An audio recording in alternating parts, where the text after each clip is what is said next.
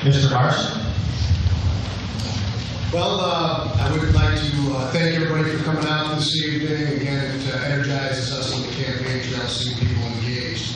I will say this, I'm not the most polished candidate. I am rough around the edges. In fact, at times I stumble.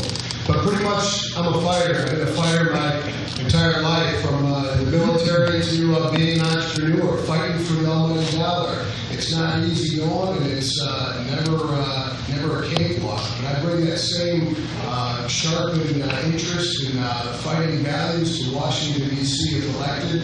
I invite you to check out my website, Chris, the number 4, Congress.com, and I also invite you to check out everyone else's website here, because you, the elected, have a great choice now for a candidate to represent West Michigan. Thank you. Thank you.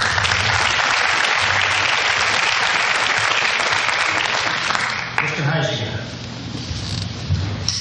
And I too want to say thank you for coming out and giving us your time and hopefully your open minds and open ears as to what we're about, and get a little glimpse into that. You know, why am I running? I'm a motivated father of 5 young kids that sees the potential of a very dim future. And I'm determined to not let that happen. I'm one that is wanting to step up and not just complain about it, but do something about it. And that's one of the reasons why, frankly, I decided to re-enter public life and to take that opportunity to go and serve my community again, or at least attempt to do so. You know, for me and my wife, life issues are one of those fundamental things that we as a country need to look at. My wife's on the board of the Lakeshore Pregnancy Center down in Ottawa County. I've been my church's Right to Life rep for over 10 years. I think those are some fundamental core values that we as a country, we have to return to. 3 things I talk about. We need to stop spending, we need to create private sector jobs, and we need to protect life. And that really is my motivation. Why me? I think because I'm the only candidate who has that broad-based business experience as well as that public policy experience at the federal level, the state level. I've seen how it works, or frankly, doesn't work, and we've got to change it. There's no magic pixie dust that any one of us is going to be able to go and sprinkle around and change Washington. It's going to take a movement of people around the country, and it's going to take someone who can go in there and have those relationships. And it's important. It's a serious times, and we need a serious candidate.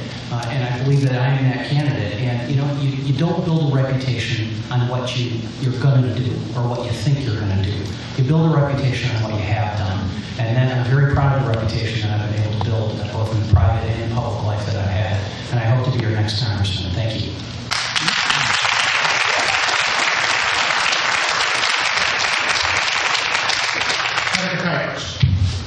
Wrong direction, sorry. Well, again, thank you to all of you for coming out and showing an interest in this race. You do honor us with your presence here tonight. I came into politics in sort of a roundabout way. As I indicated in my opening, I worked in small business for quite a few years. But beyond the business experience of being a community leader and a church leader, I also had an opportunity to mentor a couple of at-risk kids.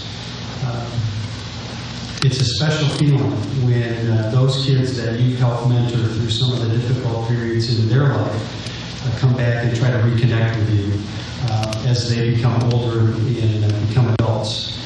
And that's happened to me over the last 9 months, partly because I think there's been a lot of exposure in the media, and they've said, hey, we know that guy, we should contact him again. But it is a special feeling. There's been a lot of talk up here tonight, and actually over the last 18 months, about cutting government. But nobody up here on this panel has the experience in cutting and shrinking government that I have.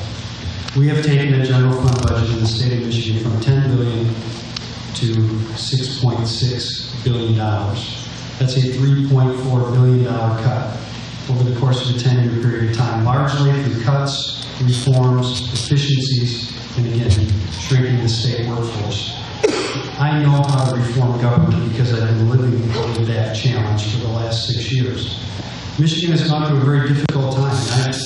When you read it in the newspaper and you hear it on TV, but I'm not sure people fully appreciate the seriousness of the situation that Michigan was in.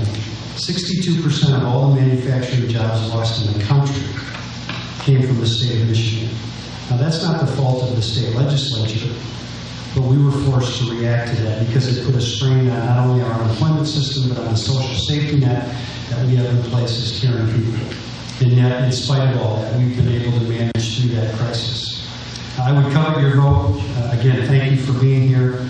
And for more information on my background and who I am as an individual, please check out my website, kuipersforcongress.com. Thank you.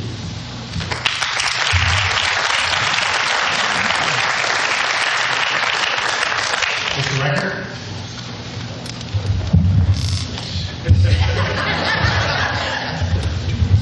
I think one of these will be enough. I want to thank you all for coming this evening. In the early part of my political career, I was the young Republican National Committee man for the state of Maine where I went to college. I was also chairman of the College of Republicans, so it's great to see an organization making this kind of event happen here.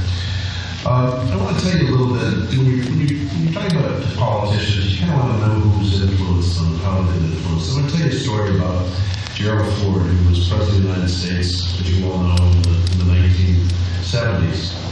1966, Jerry Ford came to my family home with Betty Ford and Susan Ford. They were friends of my family. I was 18.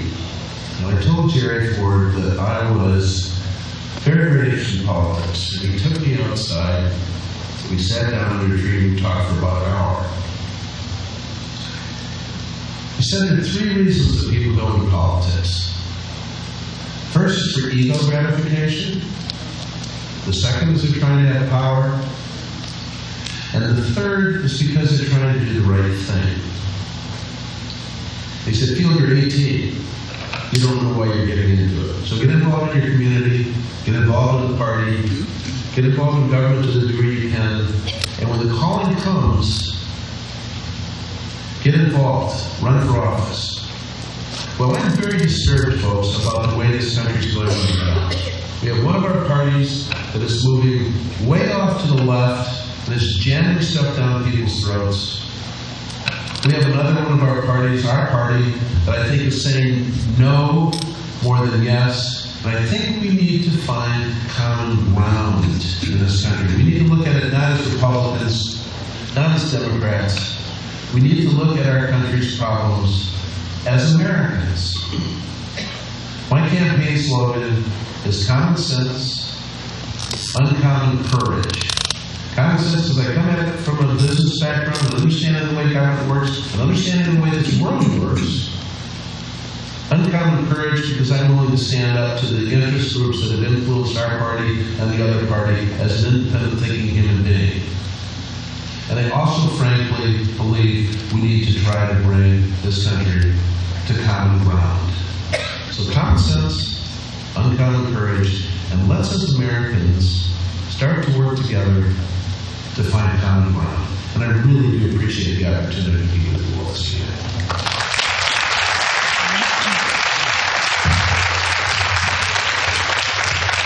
Mr. Chairman.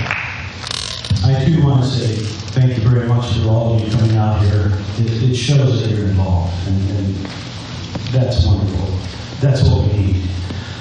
My sole motivation for sitting up here tonight is to return this government back to the people the way our founders intended.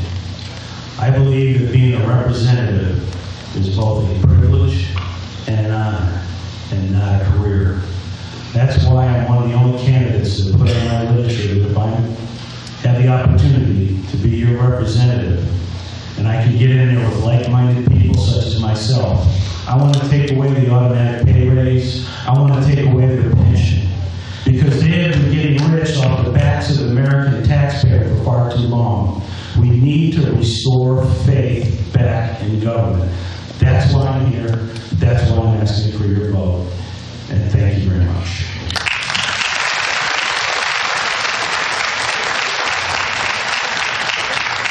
Thank you to the Young Republicans for sponsoring this, and to Jordan Conrad for organizing it. And thank you all.